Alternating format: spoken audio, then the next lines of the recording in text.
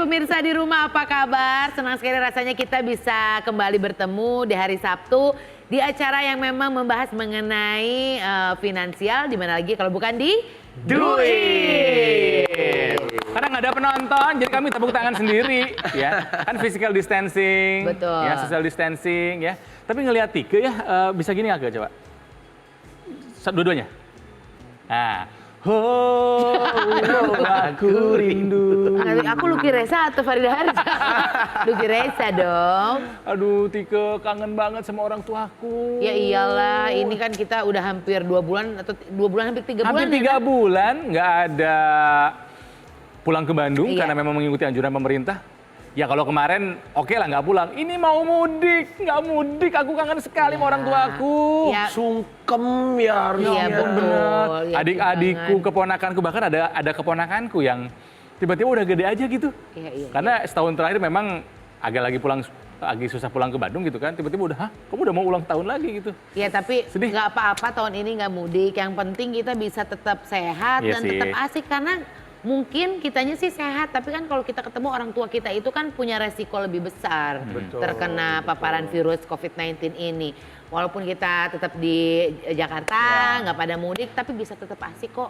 Esensi lebaran, esensi silaturahminya itu masih bisa tetap terjaga Ya, gitu. jadi meskipun raga saya ada di Jakarta, tapi hatiku ada 2. Ada di Bandung dan juga ada di Garut. Iya. My homeland. Iya Wah. betul. Tapi meskipun sekarang nggak mudik nih tahun ini, tapi kemarin-kemarin mudik dong. Iya dong, selalu. Kakak andalan mau kasih game pernah enggak Oke. namanya. Oh, Oke, pernah enggak Teh Ronald, Kang Ronald atau Teh Tike maksudnya, pernah enggak mudik nginepnya di jalan? Belum pernah. belum pernah.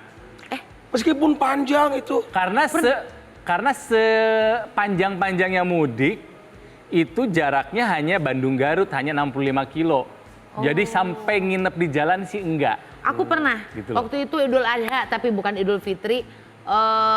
Macet sekali. Jadi dari Jakarta sore nyampe ke Bandung itu sore lagi. Hampir 24 jam saking macetnya. Jadi karena capean akhirnya istirahat di jalan. Oke, pernah enggak mudik over budget? Sering kayaknya ya. Oh sering? Ya maksudnya kan waktu itu kan belum belajar perencanaan keuangan. Jadi kalau mudik biasanya suka over budget karena suka ada biaya-biaya tidak terduga aja. Aku sih kalau mudik nggak over budget, tapi overweight. Masakan kampung halaman kan nikmat. Iya. Aku aman kalau soal Pasti keuangan. bawa rangginang ya kalau begitu pulangnya ya. Dodo, ladu, waduh makan. Oh iya. Burayot. Aduh nikmat ya Allah, tahun ini nggak bisa dinikmatin, sedih sekali saya. Oke, satu lagi nih. Pernah nggak ikut mudik gratis? Nge-MC-nya iya. Iya pernah. Nge-MC mudik gratis sering.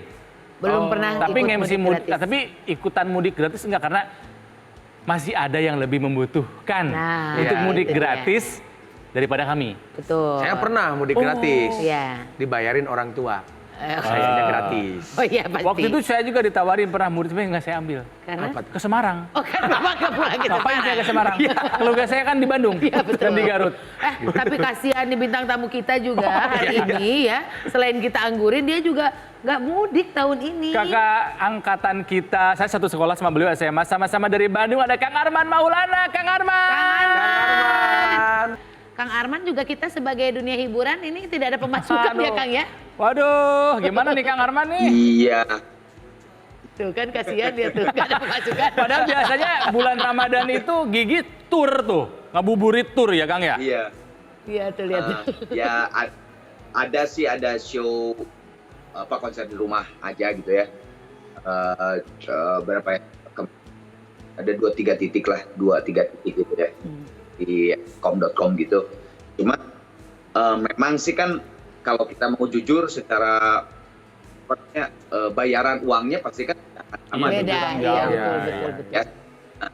Tapi kalau kita tuh lebih mikir sebenarnya gini, insya Allah lah kalau kita mungkin tabungan dan sebagainya. Iya. Kalau kita mikir justru kepada para kru Iya turun kita, betul gitu. ya. Betul. Kang. Tidak bisa ikut sertakan, dan kita kan masih rumah gitu. Itu aja sih sebenarnya sih. Nggak jauh beda ceritanya sebetulnya. Iya. Ya karena sebagai entertainer ya dampaknya sangat besar si Betul. COVID-19 ini. Jadi rasanya ingin memeluk Teh Dewi gue tuh kalau lagi. Jangan dong, biar saya yang memeluk Kang Arman. Saling menyemangati gitu loh maksudnya. Yang harus kita peluk itu nanti nih Kang Arman juga bisa ikut ngobrol sama narasumber yang akan kita tanya-tanya di segmen berikutnya. Ya, jadi nanti bakal ada Ibu Novita Rumngangun ya, Director and Chief Marketing Officer dari Manulife Indonesia. Kita akan ngobrol bagaimana caranya tidak mudik tapi tetap asyik. Iya, jadi jangan kemana-mana, tetap di sini, tetap di Dui. Nah sekarang tuh karena diam di rumah, terus aja beli online.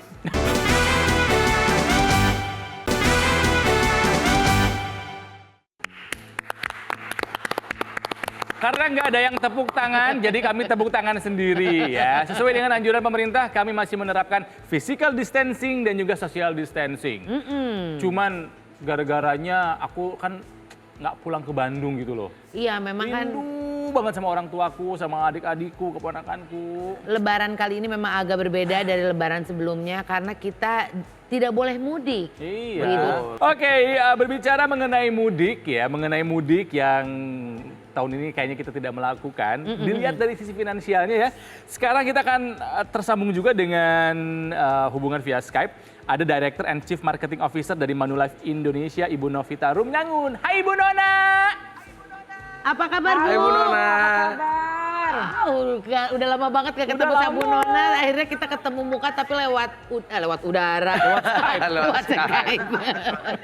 Sehat Bu? Benar. Alhamdulillah sehat. Alhamdulillah. Gimana Tika Ronald? Sehat Amin, juga sehat. Bu. Karena kita ngebayangin banget kan Bu Nona ini adalah salah satu orang tersibuk di Indonesia. Betul. Ya, daripada di Indonesia aja seringannya pergi ke luar negeri kalau Bu Betul. Nona ya. Jadi Sekarang makanya diam kebayang. saja di rumahnya. Nah sebelum kita ngobrol lebih lanjut lagi mengenai nggak mudik tapi tetap asik, ini katanya kakak andalan punya list kelebihan-kelebihan yang bisa kita dapatkan saat kita menunda mudik di tahun ini. Apa Silakan tuh? Kak Andalan. Betul sekali. Ini seperti yang tadi Kang Ronald bilang, tergantung point of view kita di dalam melihat suatu masalah. Kalau kita point of view-nya positif, kita bisa melihat hal-hal baik yang terjadi pada saat ini. Seperti kalau nggak mudik, kita akan lebih hemat ongkos. Betul. Ya, nggak kemana-mana kok. Nggak kemana-mana, kita akan bisa memakai untuk pos-pos yang lain. Dan yang kedua, THR akan terjaga. Yang aku bilang tadi. Kalau dapat Dapat THR. Tapi apapun yang terjadi, kita akan masih tetap lebih berhemat daripada kita mengeluarkannya untuk mudik. Betul, betul. Betul. Dan yang terakhir adalah kita bisa menjaga keluarga di kampung halaman supaya tetap sehat.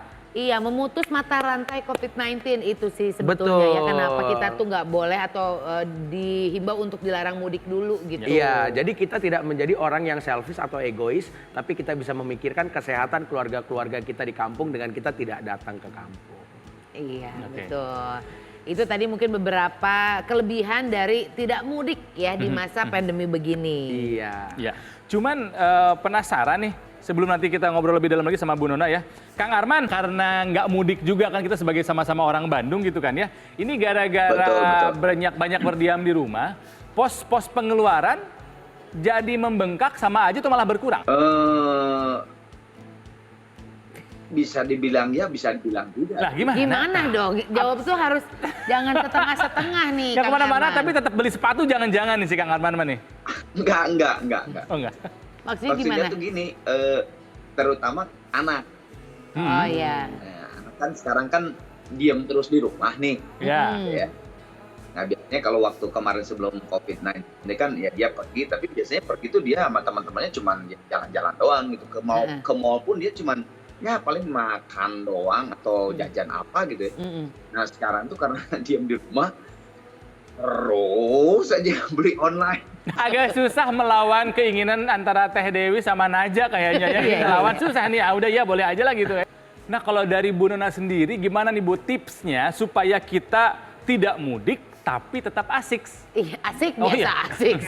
Tidak mudik tapi tetap asik, tapi silaturahmi tetap terjaga. Terjaga. Nah gimana tuh Bu? Benar. Jadi gini, intinya adalah kan sebenarnya silaturahim. Nah silaturahim itu kan bisa kita lakukan lewat teknologi yang seperti sekarang. Kalau dulu memang iya, kalau dulu memang jauh di mata dekat di hati katanya. Kalau sekarang dekat di mata, dekat di hati juga. Artinya kita bisa bertatap-tatapan, kita bisa ngobrol, kita bisa benar-benar melepas rindu. Kalau memang mau seperti yang normal, nanti dulu. Karena memang keadaannya tidak seperti biasa. Jadi bab ini sebenarnya masalah kita menyikapinya dengan positif. Pada saat kita menyikapinya dengan positif dan kita memang memutuskan untuk bahagia, maka kita akan berbahagia. Iya, jadi jangan sampai virus ini menggerogoti kesehatan dan keuangan. Ya, jadi harus sehat jiwa dan raga dan juga sehat secara finansial. Jadi kita bisa tetap mudik, ya bisa tetap tidak mudik tapi tetap asik. Itu adalah pembahasan kita untuk kali ini ya. Betul. Iya, makanya jangan kemana-mana karena kita akan lanjutkan lagi obrolannya. Tetap di Duit. Ini masalah jangan sampai lebih besar pasak daripada tiang kan, gitu loh. Itu kan yang mesti dijaga kan sebenarnya itu.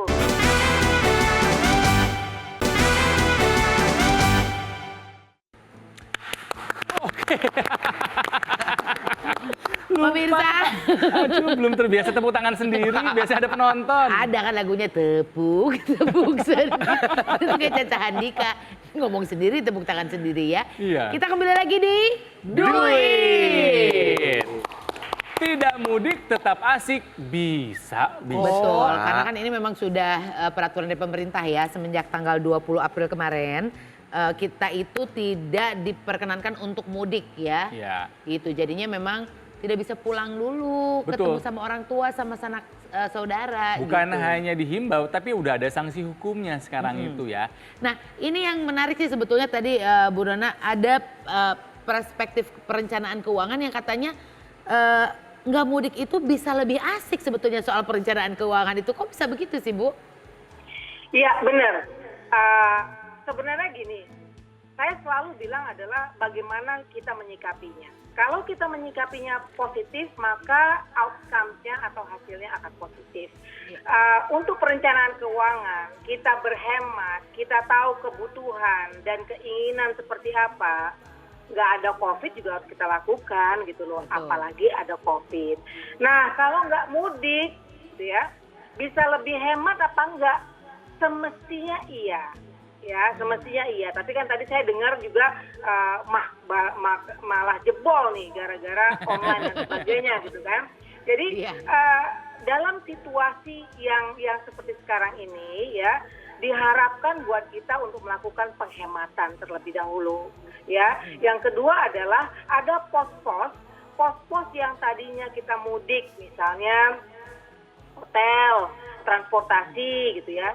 Jangan dijadikan pos-pos sebagai expense atau spending kita gitu. Iya. Justru itu memberikan kesempatan buat kita untuk menabung atau untuk berinvestasi. Jadi jangan dialihkan gitu loh. Diharapkan pada nanti saat ini berlalu, ya berakhir gitu ya, maka uang yang ada di kita itu bisa kita gunakan untuk hal yang jauh lebih baik lagi dan bisa kita lakukan untuk berlibur. Iya. Tapi kayaknya kalau sama Kang Arman tidak seperti itu yang terjadi ya Kang ya.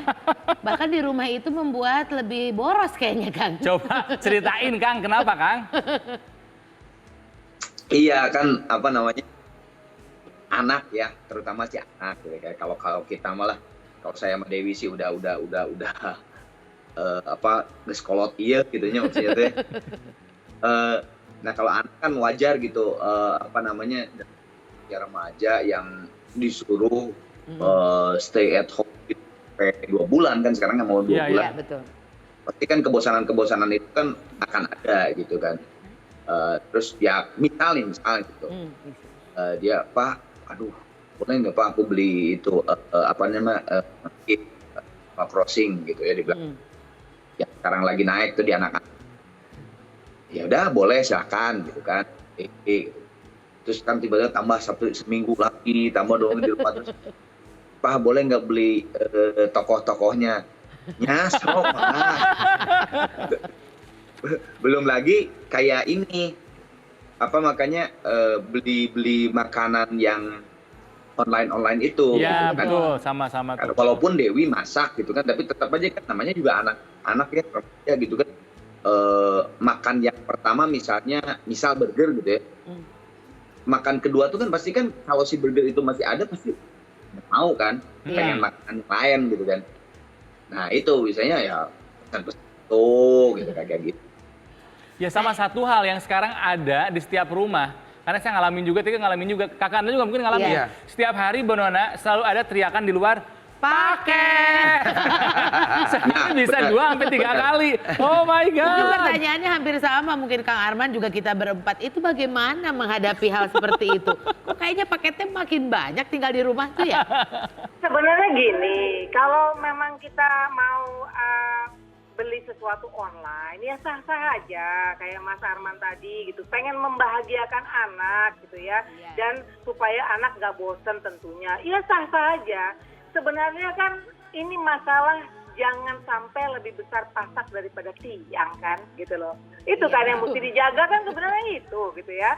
Nah kalau misalnya memang ternyata ada pos yang bisa dikeluarkan untuk benar-benar membahagiakan keluarga kita, ya bagus sekali menurut saya. Yang diutamakan adalah bagaimana kita mengontrol diri kita sendiri gitu. Jangan sampai bablas gitu ya. Itu intinya. Jadi yang namanya perencanaan keuangan, yang namanya penghematan itu bukan pelit, itu bukan nggak boleh ini, nggak boleh itu, nggak boleh ada paket, nggak boleh online, enggak. Cuman bagaimana pertama prioritaskan kebutuhan kita. Udah ada kebutuhan kita, sudah terpenuhi, ada pos yang kita bisa pakai untuk hobi, untuk menyenangkan anak, untuk keluarga yang lain atau yang lainnya, silakan saja. Nah itu buat kalau ada yang diatur.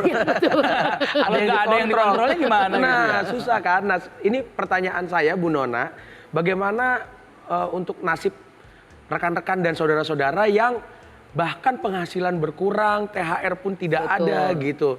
Bagaimana caranya, tipsnya supaya kita bisa bertahan di masa seperti ini? Kalau misalnya nggak dapat THR atau income-nya berkurang, udah jelas jangan mudik gitu ya, karena mudik itu pakai uang, ya kan? Iya, betul. Yang kedua, kalau memang income-nya berkurang, tidak ada THR, maka berhentilah untuk membeli barang-barang yang konsumtif. Jadi fokusnya hanya pada kebutuhan, ya. Dan mulailah benar-benar lihat lagi pos-pos mana yang dibutuhkan. Ya, dana darurat itu sudah harus jelas harus disiapkan. Karena kita nggak tahu ke depannya akan berkurang lagi atau tidak. Itu sebenarnya gunanya daripada dana darurat. Dana darurat itu digunakan apabila kita memang membutuhkan uang yang untuk keseharian kita. Nah, selanjutnya adalah jangan lupa lihat lagi asuransi kesehatan kita itu sudah benar-benar mengcover dengan kebutuhan nggak? Jangan sampai, nauzubillah min dzalik, pada saat dia sakit, udahlah THR nggak ada, tidak ada coverage dari perusahaannya gitu ya, malah justru habis terbayar dengan biaya rumah sakit. Nah, bagi yang kehilangan pekerjaan, begini, tetap berusaha, nggak mudah memang, tapi berusaha bersikap positif. Satu pintu tertutup, pintu lain insya Allah akan terbuka. Ya, artinya bahwa apabila kita ada kemauan, maka kita selalu ada jalan. Misalnya gini, teman-teman saya yang merasa bahwa wah kalau buka sesuatu bisnis kan ada modal. Nah, jadilah agen asuransi yang tidak ada modal gitu loh. Tidak ada modal, membantu, ada income, yang dibutuhkan hanyalah waktu untuk belajar. Ya Bu, asuransi itulah. Jadi ada beberapa opsi. Nggak semua bisnis juga turun kok. Bisnis farmasi itu naik. Banyak bisnis juga yang naik gitu ya. Meskipun tidak keseluruhannya. Jadi sikapi dengan positif, semangat dengan positif, maka pintu itu akan terbuka.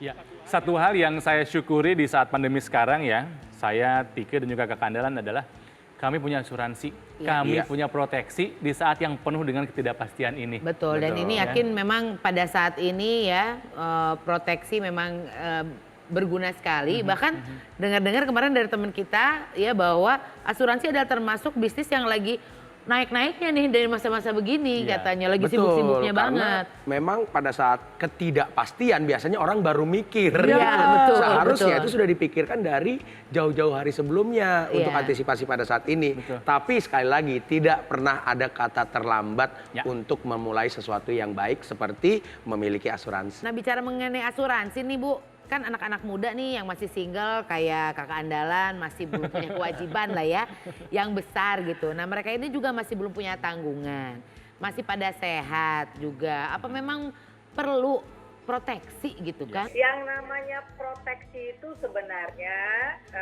tidak mengenal jenis kelamin, tidak mengenal yang namanya umur ataupun status sosial, ya.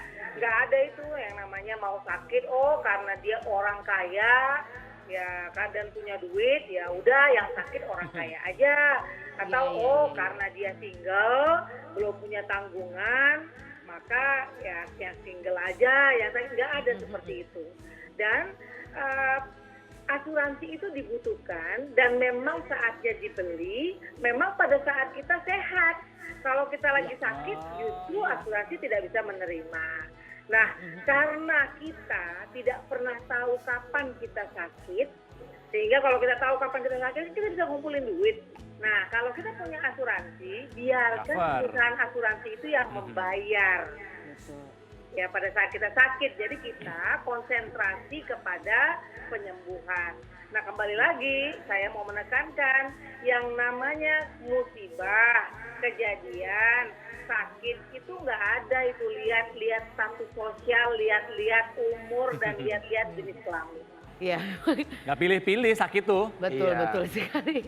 Jadi mau kita single, mau kita sudah berkeluarga, memang kan resiko hidup ya. Ya. Jadi tidak pernah ada yang tahu, di rumah aja bisa kepleset gitu kan. Ya. Betul sekali. Jadi meskipun di rumah aja, saya juga meskipun single harus punya proteksi. Iya, Kang Arman terima kasih buat sharingnya, Bu Nona juga terima kasih buat ilmunya ya. Sekali lagi kita bisa kok tetap asik meskipun tidak mudik. Yang harus kita lakukan pertama kali adalah mengatur Iya. pola pikir kita, mindset kita. Kita mau bahagia bisa kok diatur dari sini dulu mulainya nih. Betul. Dan malah ini harus dipakai momen ini adalah sebagai momen kita mengatur keuangan karena tidak banyak pengeluaran yang kita keluarkan di Lebaran tahun ini. Iya, Gitu. oke. Jadi mudah-mudahan perbincangan kami kali ini bisa menambah wawasan Anda bagaimana Amin. caranya kita bisa mengatur keuangan di saat pandemi seperti sekarang ya. Dan juga kita ucapkan minal aidin wal faizin Oh kali iya, ya. udah mau Lebaran sebentar lagi. Mudah-mudahan kita ketemu lagi di Lebaran dengan suasana yang lebih lebih baik lagi ya. Keadaan juga lebih baik lagi dan sudah pergi si virus-virus itu dari dunia kita. Ya, kami bertiga dan juga kerabat kerja. Aduh, bahasanya kerabat kerja dari DUIT dan juga Mendagri Indonesia mengucapkan selamat Hari Raya Idul Fitri. Mohon maaf lahir dan batin. Ya, sampaikan salam buat keluarga. Dan kalau misalnya Anda punya pertanyaan seputar dunia keuangan, silakan ditanyakan lewat akun sosial media kami @duit_metro_tv. Kita nanti ketemu lagi. Jadi selalu setia untuk menyaksikan Duit. Minal aidin wal faizin. Maaf lahir batin. Salam.